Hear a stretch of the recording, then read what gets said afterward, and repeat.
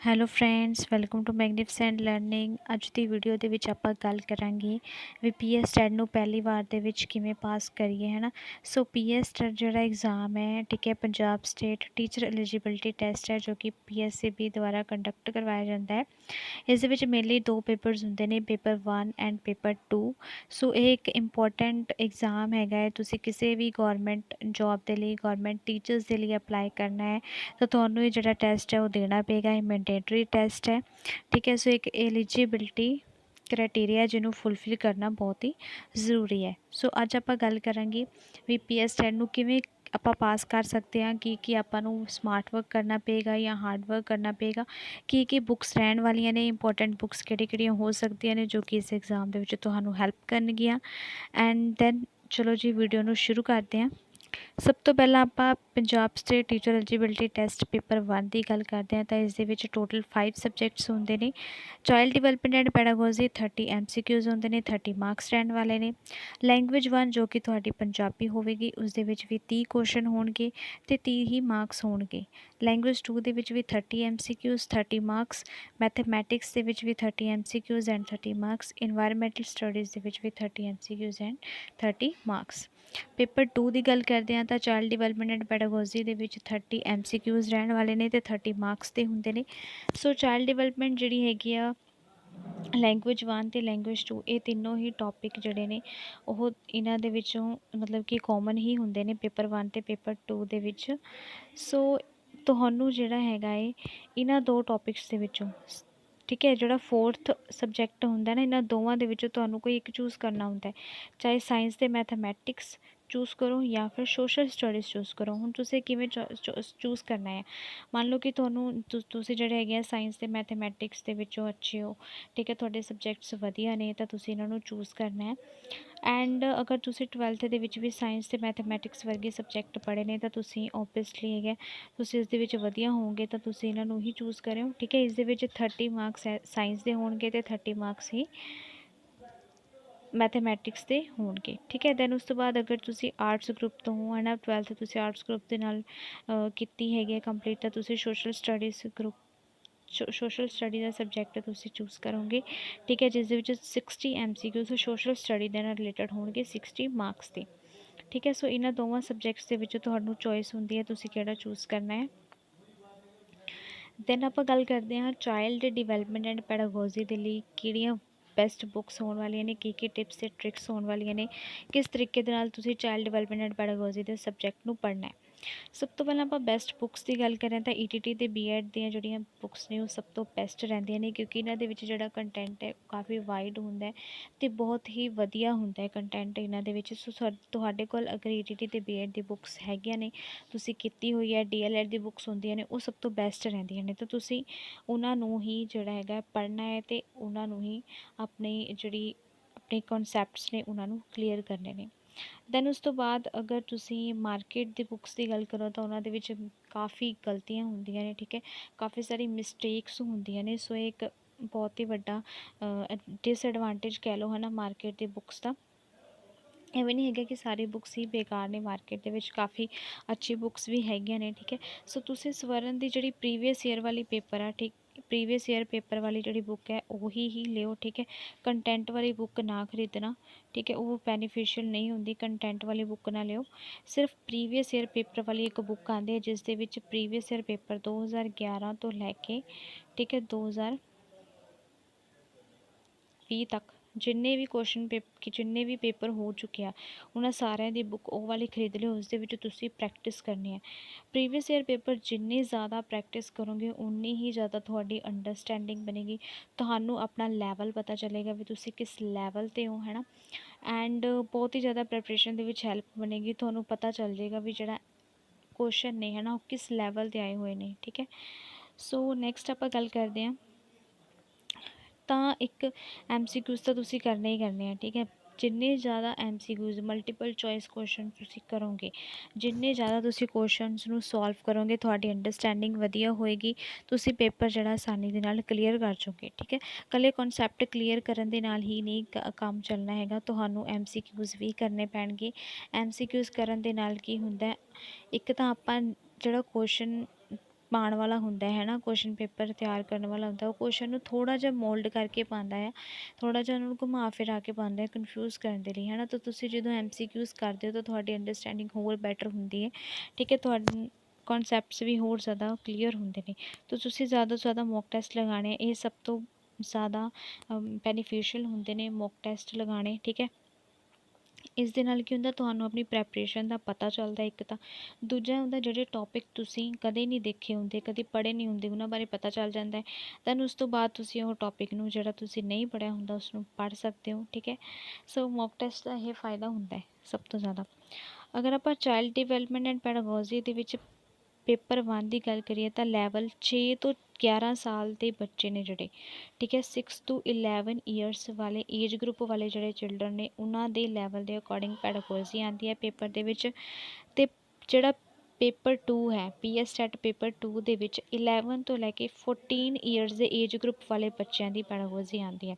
ਸੋ ਜਦੋਂ ਵੀ ਤੁਸੀਂ child development and pedagogy ਪੜ੍ਹਨੀ ਹੈ ਤਾਂ ਧਿਆਨ ਰੱਖਣਾ ਹੈ ਵੀ ਅਗਰ ਤੁਸੀਂ ਪੇਪਰ 1 ਦੀ ਤਿਆਰੀ ਕਰ ਰਹੇ ਹੋ ਤਾਂ ਤੁਹਾਡੇ ਕੋਲ 6 ਤੋਂ 14 ਸਾਲ ਤੱਕ ਦੇ ਬੱਚਿਆਂ ਦੀ ਪੈਡਾਗੋਜੀ ਨੂੰ ਤੁਸੀਂ ਧਿਆਨ ਦੇ ਵਿੱਚ ਰੱਖਣਾ ਹੈ। ਪੇਪਰ 2 ਦੇ ਵਿੱਚ 11 ਤੋਂ 14 ਏਜ ਗਰੁੱਪ ਵਾਲੇ ਬੱਚਿਆਂ ਦੀ ਪੈਡਾਗੋਜੀ ਨੂੰ ਤੁਸੀਂ ਧਿਆਨ ਦੇ ਵਿੱਚ ਰੱਖਣਾ ਹੈ, ਠੀਕ ਹੈ। ETT ਦੇ BEd ਵਾਲੀਆਂ ਬੁੱਕਸ ਸਭ ਤੋਂ ਬੈਸਟ ਹੋਣਗੀਆਂ। ਐਂਡ ਸਵਰਨ ਦੀ ਤੁਸੀਂ ਪ੍ਰੀਵੀਅਸ ਈਅਰ ਵਾਲੀ ਜਿਹੜੀ ਬੁੱਕ ਹੈ ਉਹ ਜ਼ਰੂਰ ਖਰੀਦ ਲਿਓ। ਉਸ ਦੇ ਵਿੱਚ ਤੁਸੀਂ ਚੈੱਕ ਕਰ ਲਿਓ 2011 ਤੋਂ ਲੈ ਕੇ 2020 ਤੱਕ ਦੇ ਕੁਐਸਚਨ ਪੇਪਰ ਹੋਣ, ਠੀਕ ਹੈ, ਉਹੀ ਹੀ ਖਰੀਦਿਓ। ਲੇਟੈਸਟ ਖਰੀਦ ਲਿਓ 2020 ਵਾਲੇ ਵੀ ਜਿਹੜੇ ਕੁਐਸਚਨ ਪੇਪਰ ਉਸ ਦੇ ਵਿੱਚ ਹੋਣ।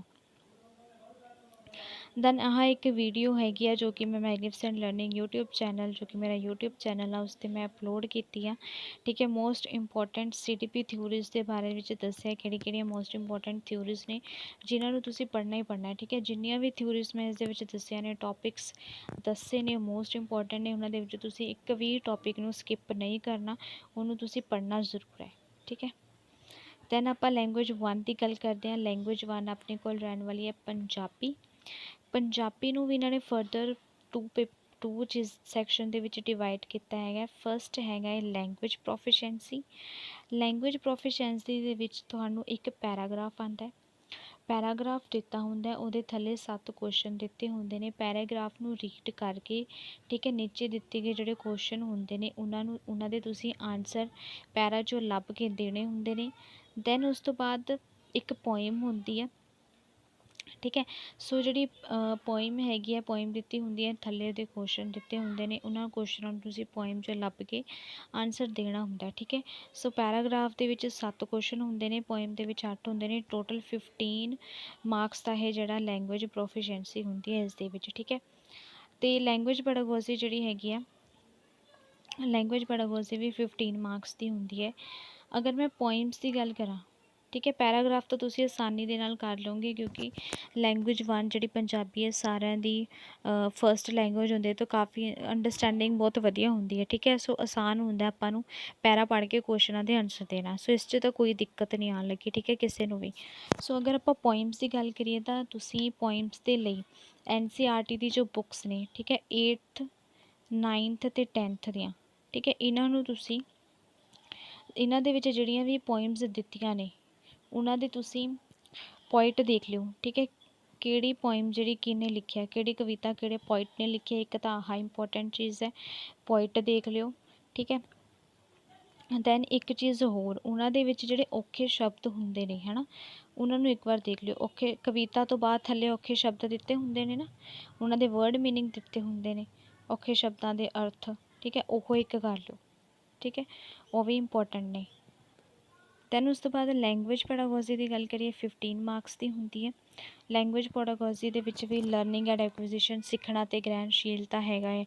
TLM ਹੈ, ਟੀਚਿੰਗ ਲਰਨਿੰਗ ਮਟੀਰੀਅਲ ਹੈ। ਇਸ ਦੇ ਵਿੱਚ ਤੁਸੀਂ audio AIDS, visual AIDS, audio visual AIDS, ਠੀਕ ਹੈ। ਇੱਕ ਤਾਂ ਹੁੰਦੇ ਨੇ ਦੇਖਣ ਸਾਧਨ, ਦੇਖਣ ਜਿਹੜੇ ਮਤਲਬ ਕਿ ਆਪਾਂ ਦੇਖਦੇ ਹਾਂ ਉਹਨਾਂ ਨੂੰ, ਹੈ ਨਾ, ਜਿਵੇਂ ਚਾਰਟਸ ਵਗੈਰਾ ਹੋ ਗਏ, ਵਾਲਸ ਹੋ ਗਈਆਂ, ਵਾਲਸ ਦੇ ਉੱਤੇ ਕੋਈ ਵੀ ਮਟੀਰੀਅਲ ਦਿੱਤਾ ਹੋਇਆ, ਠੀਕ ਹੈ, ਤਾਂ ਇਹ ਸਭ ਚੀਜ਼ਾਂ ਹੋ ਗਈਆਂ।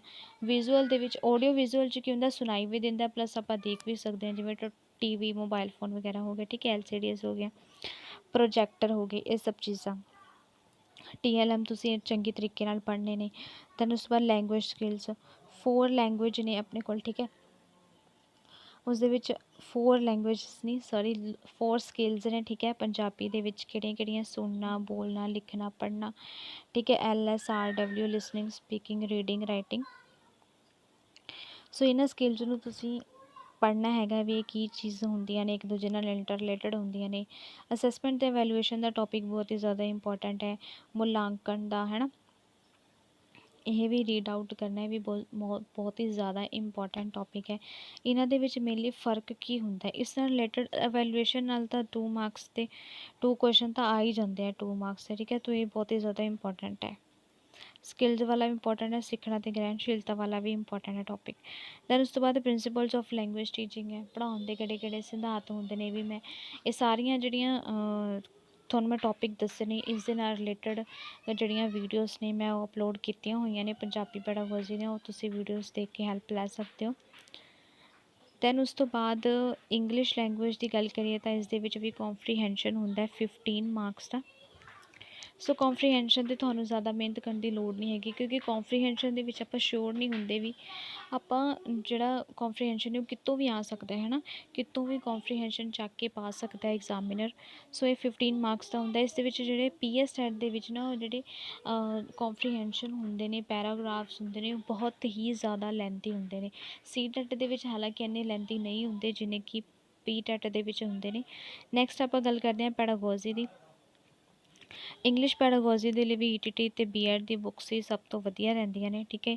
ਇਸ ਤੋਂ ਇਲਾਵਾ ਤੁਸੀਂ MCQs ਕਰਨੇ ਨੇ, ਇੰਗਲਿਸ਼ ਦੇ ਪ੍ਰੀਵੀਅਸ ਈਅਰ ਪੇਪਰਸ ਕਰਨੇ ਨੇ, ਪਲੱਸ ਮੌਕ ਟੈਸਟ ਲਗਾਉਣੇ ਨੇ, ਠੀਕ ਹੈ। ਪ੍ਰੀਵੀਅਸ ਈਅਰ ਪੇਪਰ ਦੀ ਤੁਸੀਂ ਸਵਰਨ ਦੀ ਲੈ ਲਿਓ, ਸਭ ਤੋਂ ਬੈਸਟ ਰਹੇਗੀ, ਠੀਕ ਹੈ। ਦੈਨ ਉਸ ਤੋਂ ਬਾਅਦ ਮੈਥਮੈਟਿਕਸ ਦੀ ਗੱਲ ਕਰੀਏ, ਪੇਪਰ 1 ਦੇ ਵਿੱਚ 6ਵੀਂ ਤੋਂ ਲੈ ਕੇ 8ਵੀਂ ਤੱਕ ਦੀਆਂ NCERT ਬੁੱਕਸ ਸਭ ਤੋਂ ਬੈਸਟ ਨੇ। 6ਵੀਂ ਤੋਂ ਅਗਰ ਤੁਸੀਂ ਪੇਪਰ 1 ਦੀ ਤਿਆਰੀ ਕਰ ਲਿਓ ਤਾਂ 6ਵੀਂ ਤੋਂ ਲੈ ਕੇ 8ਵੀਂ ਤੱਕ ਦੀਆਂ ਜਿਹੜੀ ਵੀ NCERT ਬੁੱਕਸ ਨੇ ਉਹਨਾਂ ਨੂੰ ਤੁਸੀਂ ਪੜ੍ਹ ਲਿਓ, ਉਹਨਾਂ ਦੇ ਵਿੱਚ ਟੌਪਿਕਸ ਜਿਹੜੇ ਨੇ ਉਹਨਾਂ ਨੂੰ ਪੜ੍ਹਨਾ ਹੈ। ਦੈਨ ਉਸ ਤੋਂ ਬਾਅਦ ਪੇਪਰ 2 ਦੀ ਮੈਂ ਗੱਲ ਕਰਾਂ ਤਾਂ 10th ਤੱਕ ਦੀ NCERT books, previous year papers ਕਰਨੇ ਨੇ। ਪ੍ਰੀਵੀਅਸ ਈਅਰ ਪੇਪਰ, ਹੁਣ ਪ੍ਰੀਵੀਅਸ ਈਅਰ ਪੇਪਰ ਕਰਨ ਦਾ ਵੀ ਇੱਕ ਤਰੀਕਾ ਹੁੰਦਾ। ਤੁਸੀਂ ਪਹਿਲੇ ਕੀ ਕਰਨਾ, ਪਹਿਲੇ ਪੂਰਾ ਕੁਐਸਚਨ ਪੇਪਰ ਜੋ ਵੀ 30 ਕੁਐਸਚਨ ਹੈ ਨਾ, 30 ਦੇ 30 ਕੁਐਸਚਨ ਤੁਸੀਂ ਸੋਲਵ ਕਰਨੇ ਨੇ।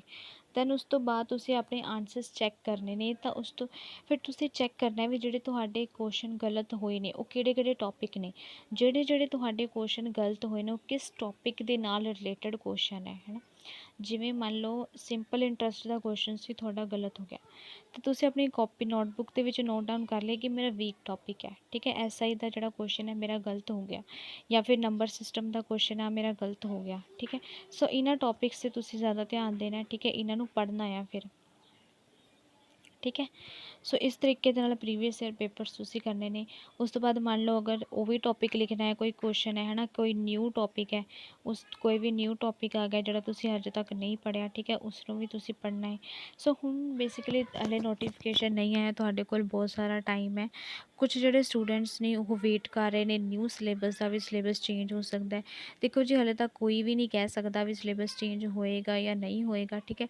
ਸੋ ਬੈਟਰ ਇਹੀ ਰਹੇਗਾ ਕਿ ਚਾਈਲਡ ਡਿਵੈਲਪਮੈਂਟ ਦੀ ਤੁਸੀਂ ਤਿਆਰੀ ਕਰ ਲਓ, ਕਿਉਂਕਿ ਟੌਪਿਕ ਤਾਂ ਉਹੀ ਰਹਿਣਗੇ, ਸਿਰਫ ਇੱਦਾਂ ਹੋ ਸਕਦਾ ਹੈ ਕਿ ਕੁਛ ਟੌਪਿਕਸ ਨੂੰ ਉਹ ਵਿੱਚੋਂ ਕੱਢ ਦੇਣ ਹੈ ਨਾ, ਜਾਂ ਫਿਰ ਕੁਛ ਹੋਰ ਐਡ ਕਰ ਦੇਣ। ਸੋ ਟੌਪਿਕ ਸਾਰੇ ਉਵੇਂ ਹੀ ਰਹਿਣ ਵਾਲੇ ਨੇ। ਇੱਕ ਹੋਰ ਇੰਪੋਰਟੈਂਟ ਚੀਜ਼ ਤੁਹਾਨੂੰ ਮੈਂ ਦੱਸਣੀ ਸੀ, ਚਾਈਲਡ ਡਿਵੈਲਪਮੈਂਟ ਐਂਡ ਪੈਡਾਗੋਜੀ ਦੇ ਵਿੱਚ ਨਿਊ ਐਜੂਕੇਸ਼ਨ ਪੋਲਿਸੀ ਜਿਹੜੀ ਹੈਗੀ ਹੈ ਉਹਨੂੰ ਤੁਸੀਂ ਜ਼ਰੂਰ ਪੜ੍ਹ ਲਿਓ, ਠੀਕ ਹੈ। ਨਿਊ ਐਜੂਕੇਸ਼ਨ ਪੋਲਿਸੀ 2020, ਇਹ ਇਸ ਦੇ ਨਾਲ ਰਿਲੇਟਡ ਕੁਐਸਚਨ ਜਿਹੜੇ ਨੇ ਆਪਾਂ ਨੂੰ ਪੇਪਰ 'ਚ ਦੇਖਣ ਨੂੰ ਮਿਲ ਸਕਦੇ ਨੇ, ਕਿਉਂਕਿ ਇਹ ਨਵੀਂ ਆਈ ਹੈ 2020 ਦੇ ਵਿੱਚ, ਠੀਕ ਹੈ। ਤਾਂ ਇਹਨੂੰ ਜ਼ਰੂਰ ਇੱਕ ਵਾਰ ਤੁਸੀਂ ਪੜ੍ਹ ਲੈਣਾ। ਦੈਨ ਉਸ ਤੋਂ ਬਾਅਦ ਪ੍ਰੀਵੀਅਸ ਈਅਰ ਪੇਪਰ ਕਰਨੇ ਆ, ਮੌਕ ਟੈਸਟ ਲਗਾਉਣੇ ਆ, ਠੀਕ ਹੈ। ਸੋ ਪੈਡਾਗੋਜੀ 'ਤੇ ਜ਼ਿਆਦਾ ਫੋਕਸ ਕਰਨ ਦੀ ਜ਼ਰੂਰਤ ਨਹੀਂ ਹੈ। ਮੈਥਮੈਟਿਕਸ ਦੀ ਪੈਡਾਗੋਜੀ ਦਾ ਸਿਲੇਬਸ ਤਾਂ ਬਹੁਤ ਜ਼ਿਆਦਾ ਹੈ, ਔਰ ਨਾਲ ਹੀ ਇਹ 5 ਮਾਰਕਸ ਦੀ ਆਉਂਦੇ, ਤੋਂ ਇਸਸੇ ਜ਼ਿਆਦਾ ਟਾਈਮ ਵੇਸਟ ਕਰਨ ਦੀ ਜ਼ਰੂਰਤ ਨਹੀਂ ਹੈ। ਜ਼ਿਆਦਾ ਤੁਸੀਂ ਕੰਟੈਂਟ 'ਤੇ ਹੀ ਧਿਆਨ ਦੇਣਾ ਹੈ, ਕੰਟੈਂਟ ਜੋ ਕਿ ਤੁਹਾਡਾ 25 ਮਾਰਕਸ ਦਾ ਆਉਣਾ ਆ, ਠੀਕ ਹੈ। ਪੇਪਰ 1 ਵਾਲੇ 6ਵੀਂ ਤੋਂ 8ਵੀਂ ਤੱਕ ਦੀਆਂ, ਅਤੇ ਪੇਪਰ 2 ਵਾਲੇ 6ਵੀਂ ਤੋਂ 10ਵੀਂ ਤੱਕ ਦੀ NCERT ਬੁੱਕਸ ਸਫੀਸ਼ੀਐਂਟ ਨੇ। ਦੈਨ ਉਸ ਤੋਂ ਬਾਅਦ ਆਪਾਂ ਸਾਇੰਸ ਦੀ, ਸੋਸ਼ਲ ਸਾਇੰਸ ਦੀ ਗੱਲ ਕਰੀਏ, ਪੇਪਰ 2 ਦੇ ਸਬਜੈਕਟਸ ਨੇ, ਠੀਕ ਹੈ। ਪੇਪਰ 1 'ਚ ਨਹੀਂ ਹੁੰਦੇ, ਪੇਪਰ 1 'ਚ ਇਨਵਾਇਰਮੈਂਟਲ ਸਟੱਡੀਜ਼ ਹੁੰਦਾ ਹੈ, ਠੀਕ ਹੈ। ਇਸ ਦੇ ਵਿੱਚ ਵੀ NCERT ਦੀਆਂ ਬੁੱਕਸ 6 ਤੋਂ ਲੈ ਕੇ 10th ਤੱਕ ਦੀਆਂ ਇਹ ਰੀਡ ਆਊਟ ਕਰਨੀ ਹੈ। ਕੁਛ ਇੰਪੋਰਟੈਂਟ ਪੁਆਇੰਟਸ ਨੇ ਜਿਹੜੇ ਆਪਾਂ ਡਿਸਕਸ ਕਰਾਂਗੇ। ਇੱਕ ਹੋਰ ਚੀਜ਼ ਇਨਵਾਇਰਮੈਂਟ ਦੇ ਵਿੱਚ ਤੁਸੀਂ ਨਾ पहले तो इन्वायरमेंट जिहड़ी हैगी उस दे विच तीजी तो लैके 5वीं तक दी 3rd to 5th ਦੀ ਜਿਹੜੀ NCERT ਸੀ ਨਾ ਉਹ ਆਉਂਦੀ ਸੀ। ਠੀਕ ਹੈ, ਇਹ ਵੀ ਤੁਸੀਂ ਰੀਡ ਆਊਟ ਕਰਨੀ ਹੈ, ਇੰਪੋਰਟੈਂਟ ਹੈ।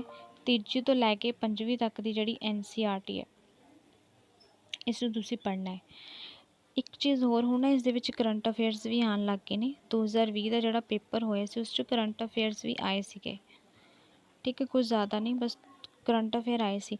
ਇਸ ਦੇ ਵਿੱਚ ਵੀ 25 ਮਾਰਕਸ ਕੰਟੈਂਟ ਦੇ ਹੁੰਦੇ ਨੇ ਅਤੇ 5 ਮਾਰਕਸ ਪੈਡਾਗੋਜੀ ਦੇ ਹੁੰਦੇ ਨੇ ਇਨਵਾਇਰਮੈਂਟ ਦੇ ਵਿੱਚ। ਠੀਕ ਹੈ, ਸੋ ਇਹ ਚੀਜ਼ ਸੀਗੀ ਇਨਵਾਇਰਮੈਂਟ ਦੇ ਬਾਰੇ। ਅਤੇ ਤੁਸੀਂ ਪ੍ਰੀਵੀਅਸ ਈਅਰ ਪੇਪਰ ਸਾਰੇ ਕਰਨੇ ਆ 2011 ਤੋਂ ਲੈ ਕੇ 20 ਤੱਕ ਦੇ ਸਾਰੇ ਪ੍ਰੀਵੀਅਸ ਈਅਰ ਪੇਪਰਸ ਕਰ ਲੈਣੇ ਨੇ। ਉਸ ਤੋਂ ਬਾਅਦ OMR ਸ਼ੀਟ ਨੂੰ ਤੁਸੀਂ ਫਿਲ ਕਰਨਾ ਹੈ। OMR ਜਿਹੜੀ ਸ਼ੀਟ ਹੈਗੀ ਆ ਉਸ ਨੂੰ ਤੁਸੀਂ ਫਿਲ ਕਰਕੇ ਦੇਖਣਾ, ਕਿਉਂਕਿ ਗੋਲੇ ਭਰਨੇ ਨਾ ਥੋੜ੍ਹਾ ਟਾਈਮ ਵੇਸਟ ਵੀ ਕਰ ਦਿੰਦੇ ਆ। ਠੀਕ ਹੈ, ਹੁਣ ਤੁਸੀਂ ਗੋਲੇ ਕਿਵੇਂ, ਕਈ ਲੋਕ ਨਾ ਇਹ ਗੋਲਾ ਇਹਨਾਂ ਨੂੰ ਭਰਨ ਦਾ ਤਰੀਕਾ ਗਲਤ ਭਰਦੇ ਹੁੰਦੇ ਆ, ਐਵੇਂ ਕਰਕੇ ਛੱਡ ਦਿੰਦੇ ਆ, ਐਵੇਂ ਨਹੀਂ ਫਿਲ ਕਰਨਾ ਉਹਨੂੰ। ਬਲੂ ਪੈਨ ਦੇ ਨਾਲ ਤੁਸੀਂ ਉਹਨੂੰ ਪੂਰਾ ਦਾ ਪੂਰਾ ਹੀ ਫਿਲ ਕਰਨਾ ਹੈ। ਠੀਕ ਹੈ, ਕੁਛ ਅੱਧਾ ਭਰ ਕੇ ਛੱਡ ਦਿੰਦੇ, ਉਹਨੂੰ ਪੂਰਾ ਹੀ ਫਿਲ ਕਰਨਾ। ਤਾਂ ਇਹ ਵੀ ਇੱਕ ਚੀਜ਼ ਤੁਸੀਂ ਧਿਆਨ 'ਚ ਰੱਖਣੀ ਹੈ, ਗੋਲੇ ਭਰਨ ਦੀ ਪ੍ਰੈਕਟਿਸ ਕਰ ਲਓ ਇੱਕ ਤਾਂ। ਠੀਕ ਹੈ, ਹੁਣ PS ਟੈਟ ਦੇ ਪੇਪਰ ਵਿੱਚ ਟਾਈਮ ਮੈਨੇਜਮੈਂਟ ਬਹੁਤ ਹੀ ਜ਼ਿਆਦਾ ਇੰਪੋਰਟੈਂਟ ਰਹਿੰਦਾ ਹੈ। ਕੁਛ ਸਟੂਡੈਂਟਸ ਇੱਦਾਂ ਕਹਿੰਦੇ ਨੇ ਆ ਕੇ ਸਾਡਾ ਐਗਜ਼ਾਮ ਰਹਿ ਗਿਆ ਹੈ ਨਾ, ਸਾਡਾ ਮੈਥ ਸੈਕਸ਼ਨ ਰਹਿ ਗਿਆ, ਜਾਂ ਫਿਰ ਕੋਈ ਪੰਜਾਬੀ ਰਹਿ ਗਿਆ, ਜਾਂ CDP ਦਾ ਸੈਕਸ਼ਨ ਰਹਿ ਗਿਆ। ਸੋ ਇਸ ਤਰੀਕੇ ਦੀਆਂ ਗੱਲਾਂ ਸਾਹਮਣੇ ਆਉਂਦੀਆਂ ਨੇ। ਸੋ ਟਾਈਮ ਮੈਨੇਜਮੈਂਟ ਬਹੁਤ ਹੀ ਜ਼ਿਆਦਾ ਇੰਪੋਰਟੈਂਟ ਹੈ। ਜਦੋਂ ਤੁਸੀਂ ਐਗਜ਼ਾਮੀਨਰ ਹੋਲ ਦੇ ਵਿੱਚ ਬੈਠੇ ਹੁੰਦੇ ਹੋ ਹੈ ਨਾ, ਤਾਂ ਉਸ ਟਾਈਮ ਕੀ ਹੁੰਦਾ, ਆਪਣੇ ਕੋਲ 10-15 ਮਿੰਟ ਤਾਂ ਇੱਦਾਂ ਹੀ ਵੇਸਟ ਹੋ ਜਾਂਦੇ ਨੇ ਹੈ ਨਾ, ਸਾਈਨ ਵਗੈਰਾ ਕਰਨ 'ਤੇ, ਆਪਣਾ ਨੇਮ ਫਿਲ ਕਰਨ 'ਤੇ। OMR ਸ਼ੀਟ ਦੇ ਵਿੱਚ ਤੁਸੀਂ ਆਪਣਾ ਰੋਲ ਨੰਬਰ ਹੈ ਨਾ, ਬੁੱਕਲੈਟ ਕੋਡ, ਇਹ ਸਭ ਚੀਜ਼ਾਂ ਫਿਲ ਕਰਨੀਆਂ ਹੁੰਦੀਆਂ, ਤਾਂ ਕਾਫੀ ਟਾਈਮ ਵੇਸਟ ਹੋ ਜਾਂਦਾ ਹੈ। ਸੋ ਇਸ ਕਰਕੇ ਮੈਂ ਤੁਹਾਡੇ ਲਈ ਇੱਕ ਟਾਈਮ ਮੈਨੇਜਮੈਂਟ ਕੀਤਾ ਹੈਗਾ ਆ। ਠੀਕ ਹੈ, ਜੋ ਮੈਂ ਖੁਦ ਫੋਲੋ ਕਰਦੀ ਹਾਂ। ਸੋ CDP ਨੂੰ ਤੁਸੀਂ 25 ਮਿੰਟਸ ਦੋਗੇ ਤਾਂ ਸਫੀਸ਼ੈਂਟ ਹੈ। ਆਈ ਥਿੰਕ 20 ਮਿੰਟਸ ਹੀ ਦੇਣੇ ਚਾਹੀਦੇ ਆ, ਲੇਕਿਨ ਫਿਰ ਵੀ ਆਪਾਂ 25 ਮਿੰਟਸ ਰੱਖਿਆ ਮੈਕਸੀਮਮ। ਠੀਕ ਹੈ, 25 ਮਿੰਟ ਤੁਸੀਂ ਜ਼ਿਆਦਾ ਸਮਾਂ ਜਿਹੜਾ CDP ਨੂੰ ਨਹੀਂ ਦੇਣਾ। ਕੁਛ ਬੱਚੇ ਕੀ ਕਰਦੇ ਨੇ, ਇੱਕ ਸੈਕਸ਼ਨ ਨੂੰ ਬਹੁਤ ਹੀ ਜ਼ਿਆਦਾ, ਇੱਕ ਸਬਜੈਕਟ ਨੂੰ ਬਹੁਤ ਜ਼ਿਆਦਾ ਟਾਈਮ ਵੇਸਟ ਕਰ ਦਿੰਦੇ ਆ, ਉਸ 'ਤੇ ਪੂਰਾ ਘੰਟਾ ਲਗਾ ਦਿੰਦੇ, ਅਤੇ ਬਿਲਕੁਲ ਗਲਤ ਤਰੀਕਾ ਹੈ। ਅਗਰ ਤੁਸੀਂ ਕਿਸੇ ਵੀ ਸੈਕਸ਼ਨ ਨੂੰ 30 ਤੋਂ ਜ਼ਿਆਦਾ ਮਿੰਟ ਦਿੰਦੇ ਹੋ, ਇਟ ਮੀਨਸ ਤੁਸੀਂ ਖਤਰੇ ਦੇ ਵਿੱਚ ਹੋ, ਫਿਰ ਤੁਹਾਡਾ ਪੇਪਰ ਛੁੱਟੇਗਾ ਹੀ ਛੁੱਟੇਗਾ। ਫਿਰ ਤੁਹਾਨੂੰ ਰੱਬ ਵੀ ਨਹੀਂ ਰੋਕ ਸਕਦਾ ਆ ਕੇ ਵੀ ਤੁਹਾਡਾ ਪੇਪਰ ਕੰਪਲੀਟ ਹੋ ਜਾਏ। ਠੀਕ ਹੈ, ਸੋ ਇਹ ਗੱਲ ਤੁਸੀਂ ਧਿਆਨ ਰੱਖਣੀ ਹੈ ਵੀ 30 ਮਿੰਟ ਤੋਂ ਜ਼ਿਆਦਾ ਤੁਸੀਂ ਕਿਸੇ ਵੀ ਸੈਕਸ਼ਨ ਨੂੰ ਨਹੀਂ ਦੇਣੇ। ਸੋ ਆਪਾਂ CDP ਨੂੰ ਸਿਰਫ 25 ਮਿੰਟਸ ਹੀ ਦੇਵਾਂਗੇ। ਠੀਕ ਹੈ, ਸਫੀਸ਼ੈਂਟ ਨੇ। ਪੰਜਾਬੀ ਤਾਂ ਸਾਰਿਆਂ ਨੂੰ ਆਉਂਦੀ ਹੁੰਦੀ ਹੈ। ਠੀਕ ਹੈ, ਕਿਉਂਕਿ ਆਪਣੀ ਮਦਰ ਲੈਂਗੁਏਜ ਹੈ, ਤੋ ਇਸ ਕਰਕੇ ਪੰਜਾਬੀ ਦੇ ਵਿੱਚ 15 ਮਿੰਟ 'ਚ ਹੋ ਜਾਂਦਾ ਹੈ। ਠੀਕ ਹੈ, ਜ਼ਿਆਦਾ ਟਾਈਮ ਨਹੀਂ ਲੱਗਦਾ, ਕਈ ਤਾਂ 10 ਮਿੰਟ ਦੇ ਵਿੱਚ ਵੀ ਮੁਕਾ ਲੈਂਦੇ ਆ ਪੰਜਾਬੀ ਸੈਕਸ਼ਨ ਨੂੰ। ਇੰਗਲਿਸ਼ ਦੇ ਵਿੱਚ 20 ਮਿੰਟਸ ਲਗਾਓ। ਠੀਕ ਹੈ, ਇਨਵਾਇਰਮੈਂਟ ਨੂੰ ਵੀ 20 ਮਿੰਟਸ 'ਚ ਕੰਪਲੀਟ ਕਰੋ। ਜਿੰਨਾ ਤੁਸੀਂ ਜਲਦੀ ਇਹਨਾਂ 4 ਸੈਕਸ਼ਨ ਨੂੰ ਕਰੋਗੇ, ਉਨਾ ਹੀ ਜ਼ਿਆਦਾ ਟਾਈਮ ਤੁਹਾਨੂੰ ਮੈਥ ਦੇ ਕੁਐਸਚਨਸ ਨੂੰ ਸੋਲਵ ਕਰਨ ਲਈ ਮਿਲੇਗਾ। ਠੀਕ ਹੈ, ਮੈਥ ਦੇ ਕੁਐਸਚਨ ਨੂੰ ਕਈ ਕੀ ਕਰਦੇ, ਇੱਕੋ ਕੁਐਸਚਨ 'ਤੇ ਬੈਠੇ ਰਹਿੰਦੇ, ਇੱਕ ਕੁਐਸਚਨ ਨਹੀਂ ਆਉਂਦਾ ਉਹਨੂੰ ਲੈ ਕੇ ਬੈਠੇ ਰਹਿੰਦੇ ਆ। ਐਦਾਂ ਨਹੀਂ ਕਰਨਾ। ਅਗਰ ਤੁਹਾਨੂੰ ਇੱਕ ਕੁਐਸਚਨ ਨਹੀਂ ਆਉਂਦਾ, ਨੈਕਸਟ ਕੁਐਸਚਨ 'ਤੇ ਤੁਸੀਂ ਮੂਵ ਕਰ ਜਾਓ। ਠੀਕ ਹੈ, ਅੱਗੇ ਚੱਲਦੇ ਚਲੋ, ਉਸ 'ਤੇ ਗੋਲਾ ਲਗਾ ਲਓ ਜਿਹੜਾ ਕੁਐਸਚਨ ਤੁਸੀਂ ਛੱਡਿਆ, ਉਸਨੂੰ ਬਾਅਦ ਦੇ ਵਿੱਚ ਜਦੋਂ ਤੁਹਾਡੇ ਕੋਲ ਟਾਈਮ ਬਚੇ ਉਸਨੂੰ ਕੰਪਲੀਟ ਕਰਨਾ ਹੈ। ਇੱਕ ਚੀਜ਼ ਹੋਰ, PTET ਦੇ ਵਿੱਚ ਨਾ ਨੈਗੇਟਿਵ ਮਾਰਕਿੰਗ ਨਹੀਂ ਹੁੰਦੀ, ਤਾਂ ਤੁਸੀਂ ਕੋਈ ਵੀ ਕੁਐਸਚਨ ਛੱਡ ਕੇ ਨਹੀਂ ਆਉਣਾ। ਠੀਕ ਹੈ, ਐਲੀਮੀਨੇਸ਼ਨ ਮੈਥਡ ਦਾ ਯੂਜ਼ ਕਰਨਾ ਹੈ। ਠੀਕ ਹੈ, ਸੋ ਅਗਰ ਤੁਹਾਡੇ ਕੋਲ ਕੋਈ ਕੁਐਸਚਨ ਹੈ, ਤੁਹਾਨੂੰ ਉਹਦਾ ਐਗਜ਼ੈਕਟ ਆਨਸਰ ਨਹੀਂ ਪਤਾ, ਤਾਂ ਤੁਸੀਂ ਕੀ ਕਰਨਾ ਹੈ, ਆਪਸ਼ਨਸ ਆਪਣੇ ਕੋਲ 4 ਆਪਸ਼ਨਸ ਹੁੰਦੇ ਆ, ਤੁਸੀਂ ਆਪਸ਼ਨਸ ਨੂੰ ਐਲੀਮੀਨੇਟ ਕਰ ਦੇਣਾ ਵੀ ਆਹ ਆਪਸ਼ਨ ਨਹੀਂ ਹੋ ਸਕਦੀ, ਆਹ ਵੀ ਨਹੀਂ ਹੋ ਸਕਦੀ, ਤਾਂ ਇਹਨਾਂ ਦੋਵਾਂ ਦੇ ਵਿੱਚੋਂ ਕੋਈ ਇੱਕ ਹੋ ਸਕਦੀ ਹੈ, ਤੁਸੀਂ ਕਿਸੇ 'ਤੇ ਵੀ ਟਿਕ ਕਰਕੇ ਆ ਜਾਓ। ਠੀਕ ਹੈ, 50-50 ਆਪਣੇ ਕੋਲ ਚਾਂਸ ਬਣ ਜਾਂਦੇ ਆਪਣਾ ਆਨਸਰ ਠੀਕ ਹੋਣ 'ਤੇ।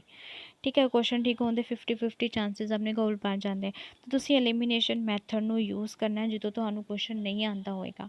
ਠੀਕ ਹੈ, ਸੋ ਕੋਈ ਵੀ ਕੁਐਸਚਨ ਛੱਡ ਕੇ ਨਹੀਂ ਆਉਣਾ, ਕਿਉਂਕਿ ਇਸ 'ਚ ਕੋਈ ਵੀ ਨੈਗੇਟਿਵ ਮਾਰਕਿੰਗ ਨਹੀਂ ਹੈ। ਕੋਈ ਵੀ ਕੁਐਸਚਨ ਛੱਡ ਕੇ ਨਹੀਂ ਆਉਣਾ। ਠੀਕ ਹੈ, ਔਰ ਗੈਜਟਸ ਵਗੈਰਾ ਜਿਹੜੇ ਨੇ ਉਹ ਅਲਾਊਡ ਨਹੀਂ ਹੁੰਦੇ, ਸੋ ਗਲਤੀ ਨਾ ਕਰਿਓ ਕੋਈ ਵੀ ਗੈਜਟਸ ਲੈ ਕੇ ਜਾਣ ਦੀ। ਠੀਕ ਹੈ, ਕਿਉਂਕਿ ਪੇਪਰ ਉਸ ਤੋਂ ਬਾਅਦ ਕੈਂਸਲ ਵੀ ਹੋ ਸਕਦਾ ਤੁਹਾਡਾ ਪੇਪਰ, ਸੋ ਇਸ ਤਰੀਕੇ ਦੀ ਗਲਤੀ ਨਹੀਂ ਕਰਨੀ। ਸੋ ਇਹ ਸੀਗੀਆਂ ਕੁਝ ਇੰਪੋਰਟੈਂਟ ਇਨਫੋਰਮੇਸ਼ਨ ਵੀ ਆਪਣਾ ਜਿਹੜਾ ਪੇਪਰ ਹੈ ਉਹ ਪਹਿਲੀ ਵਾਰ ਕਿਵੇਂ ਪਾਸ ਕਰ ਸਕਦੇ ਆ। ਠੀਕ ਹੈ, ਇੰਪੋਰਟੈਂਟ ਚੀਜ਼ਾਂ ਸੀਗੀਆਂ ਜਿਨ੍ਹਾਂ ਨੂੰ ਤੁਸੀਂ ਧਿਆਨ ਦੇ ਵਿੱਚ ਰੱਖਣਾ ਹੈ। ਈਟੀਟੀ ਦੇ ਬੀਐਡ ਦੀ ਬੁੱਕਸ ਹੀ ਸਭ ਤੋਂ ਬੈਸਟ ਰਹਿੰਦੀਆਂ ਨੇ, ਜਿਹੜੇ ਸਟੂਡੈਂਟਸ ਨੇ ਉਹ ਸੈਲਫ ਸਟੱਡੀ ਕਰਨਾ ਚਾਹੁੰਦੇ ਤਾਂ ਇਸ ਤਰੀਕੇ ਦੇ ਨਾਲ ਆਪਣੀ ਸੈਲਫ ਸਟੱਡੀ ਕਰ ਸਕਦੇ ਨੇ। And thank you so much. And ਕੁਝ ਹੋਰ ਵੀ ਇਸ ਦੇ ਨਾਲ ਰਿਲੇਟਡ ਵੀਡੀਓਜ਼ ਨੇ ਜਿਹੜੇ ਕਿ ਪੀਟੈਟ ਦੇ ਨਾਲ related videos Magnificent Learning YouTube channel 'ਤੇ ਨੇ। ਠੀਕ ਹੈ, ਉਹਨਾਂ ਨੂੰ ਤੁਸੀਂ ਦੇਖ ਸਕਦੇ ਹੋ। And thanks for watching.